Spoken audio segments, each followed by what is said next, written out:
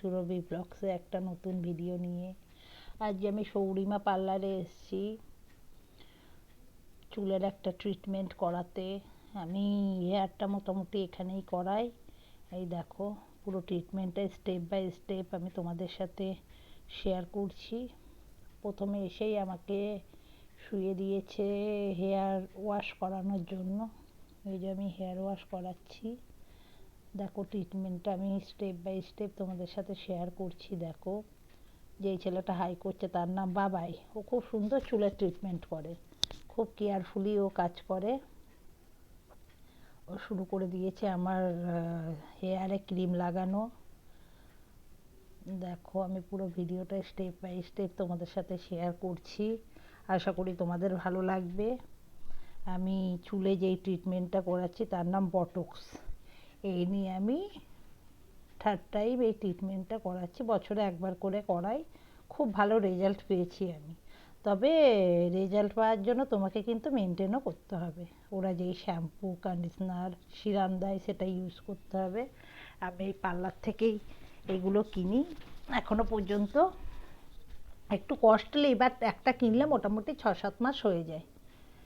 এই দেখো ক্রিমটা লাগানোর পর আমার হেয়ারটা বাবাই টাইম দেখে আশ্রে নিচ্ছে। এই যে জ্বরটা ছাড়াচ্ছে বাবাই। বাবাই খুব সুন্দর চুলে ট্রিটমেন্টটা করে। দেখো তারপরে এইটা করানোর পর স্টেপ বাই স্টেপ ওরা করবে। এই দেখো এই প্লাস্টিকটা পুরো মাথাতে আমার জড়িয়ে নিচ্ছে। একটা প্লাস্টিক পুরো মাথাতে জড়িয়ে মোটামুটি 1 ঘন্টা রাখবে।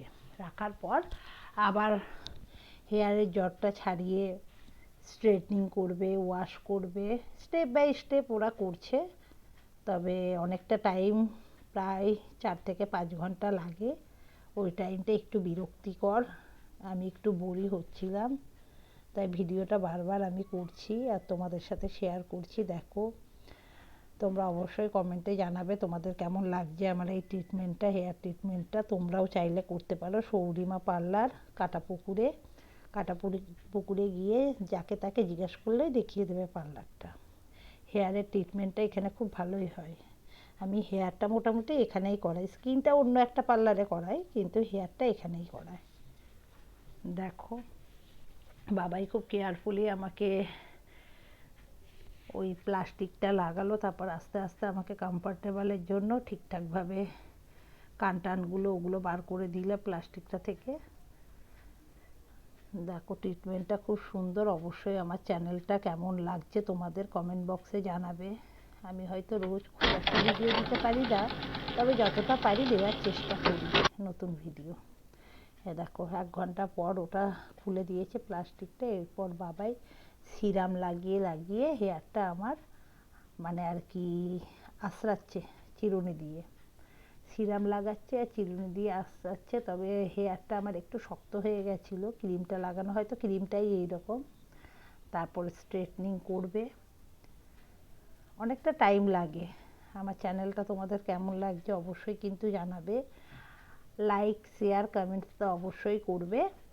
এই দেখো এবার স্ট্রেটনিং শুরু হয়ে গেছে। এই স্ট্রেটনিংও প্রায় ঘন্টাখানিক টাইম লেগেছে, কারণ খুব ধরে ধরে স্ট্রেটনিংটা করতে হয়। বাবাই খুব ধরে ধরেই কাজটা করেছে, আমার খুব ভালোই লেগেছে। এই বছরে একবার করে আমার ওই 4 থেকে 5 ঘন্টা যায় পার্লারে, টাইমটা ওখানে কেটে যায়। লাস্টের দিকে একটু বোর হই, কিন্তু কিচ্ছু করার নেই, ধৈর্য ধরে তো পার্লারে যেতেই হবে।